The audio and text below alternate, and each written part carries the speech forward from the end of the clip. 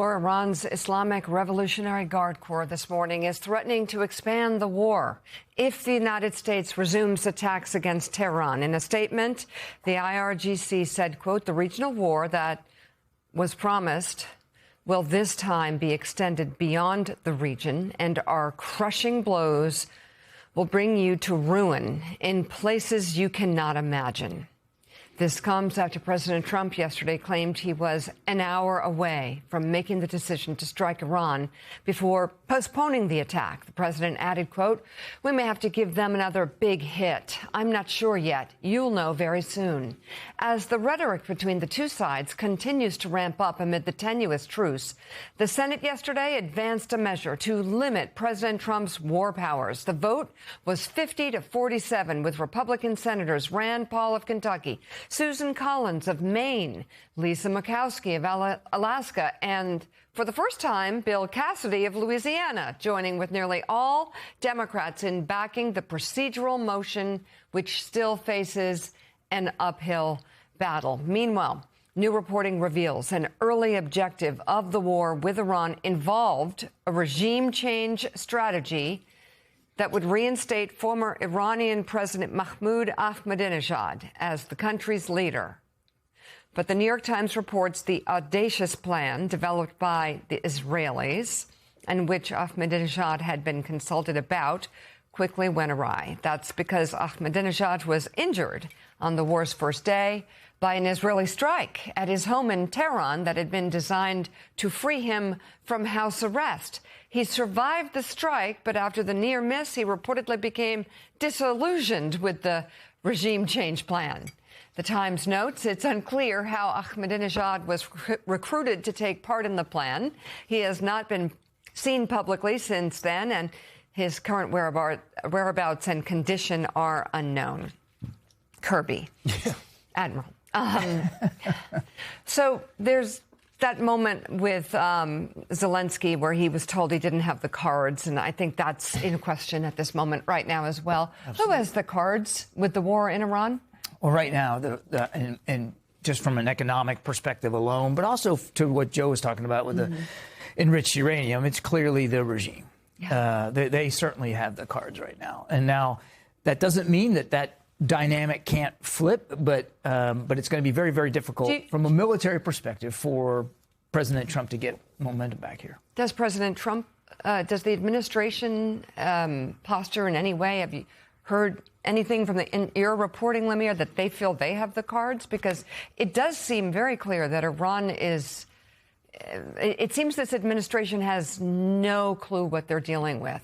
Well, this is what happens when when you start a conflict like this without, a clear thought through strategy and an end game in mind. And, they had these 4 military objectives. Really, of all of them, the only one they've achieved is sinking the Iranian Navy. And the Iranians have proved you don't need a Navy to block the Strait of Hormuz.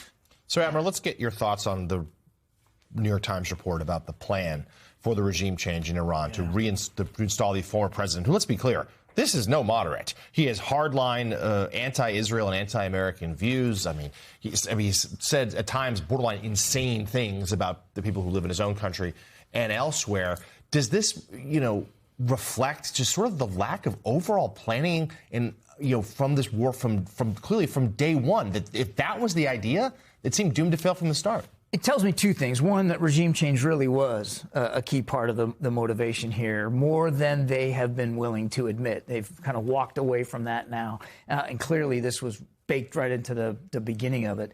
And secondly, I think, to me, it's reminiscent of Venezuela. Right? You topple the leader, but you keep in place somebody who is still credible in the regime or tied to that regime and may be able to work the levers of power in the government because he knows it. It's almost like they were trying to replay that. Now, what's interesting to me, and it's a little bit in the New York Times piece, is the intel that apparently Ahmadinejad was somehow turnable, that he had flipped on the regime and that you might find in him a useful surrogate. I don't know where that came from. I've never seen anything while I was in government that alluded to the fact that this guy was softening in some way or opening up to Israel and the United States. He's a radical. But it seems to me like it was another replay of Venezuela a little bit. Joe. Yeah, I mean, you know, Mike Barnicle, we've done this time and time again. We've been looking for the so-called moderates, and there've never been moderates in Iran.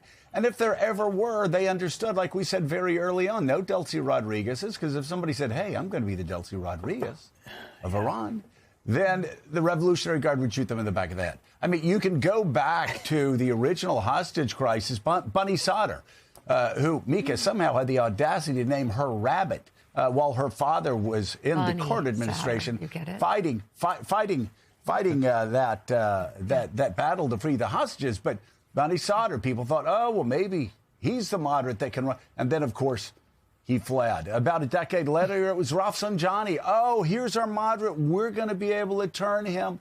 Then Khatami gets elected, and people go, oh, this is the moderate that's going to lead us forward. Well, after all these years, 47 years, and Bud McFarlane's birthday cakes and Bibles, here we are, and we're left with Ahmadinejad. That's where America and Israel have landed for the moderate who is going to deliver them from this crisis. Yeah, and then they try to bomb the prison to get him out and almost kill him. That is some Team America shit right there, Mike. My head hurts. Yeah, well, that's an apt way to phrase it, Joe. But, you know, one thing hasn't changed throughout history. The distance between a theater of war in Washington, D.C. involves much more than mileage. It involves being removed from the theater of war, removed from the daily toll that war takes on those fighting it. And Admiral Kirby, we're coming up on Memorial Day. It used to be a much bigger holiday than it is now, Memorial Day. I want to ask you about the current theater of war that we're talking about here right now. We have 3 carrier groups deployed to the region. Yeah. We have more than 10,000 military personnel, Army and Marines, in the region, waiting for we don't know what will take place.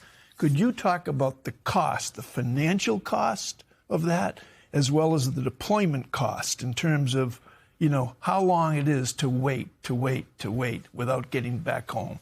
Yeah, I mean, obviously the cost is enormous financially. I mean, the Pentagon put it at $27 billion, something like that. I suspect the numbers are higher than that, just because of the wear and tear on troops and capabilities over time. But you really hit on the larger issue, which is readiness. I mean, you can assemble a massive amount of force off. You pick the coast, and you can keep it there. It's one of the great things about the U.S. military. Nobody can sustain forces abroad like we can. We are truly expeditionary. But as you do that, particularly if you are not operating those forces, their readiness will go down. The most ready that a force is right when it deploys, and then every day after that, that readiness decreases. We call it the readiness bathtub. These forces have been assembled there for now months. And they have been in this tenuous ceasefire now 4 weeks. So they're not really being used and operated and trained as well as they should be. So I think you're going to see a readiness dip. You talk about the carriers, USS Gerald R. Ford, she's going on what will be an 11-month deployment. You and I were talking before we came on about Vietnam. We haven't done that since Vietnam. Deploy a carrier for that long away from home. They're just simply not built to be gone that long. It takes a toll on the ship. It takes a toll on the sailors. They get tired. Fatigue wears them down, and you have potentially real readiness issues. On Memorial Day. Yeah, Gene Robbins. Gene Robinson, you and I obviously. Oh, I'm sorry. Go ahead, Mike. I just wanted to ask you, Admiral, about the bracelet on your right wrist on Memorial Day. Yeah. It's a friend of mine that was killed in Afghanistan back in 2013. Jamie Lettern is her name.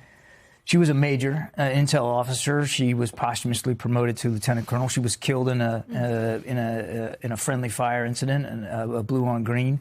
One of the most generous, bright, smart, terrific young Army officers I've ever met, and I wear this every day to remind me of that. So for me, Memorial Day is every day, and I hope that the country takes a little bit of time here to put aside our differences and just remember. Just remember.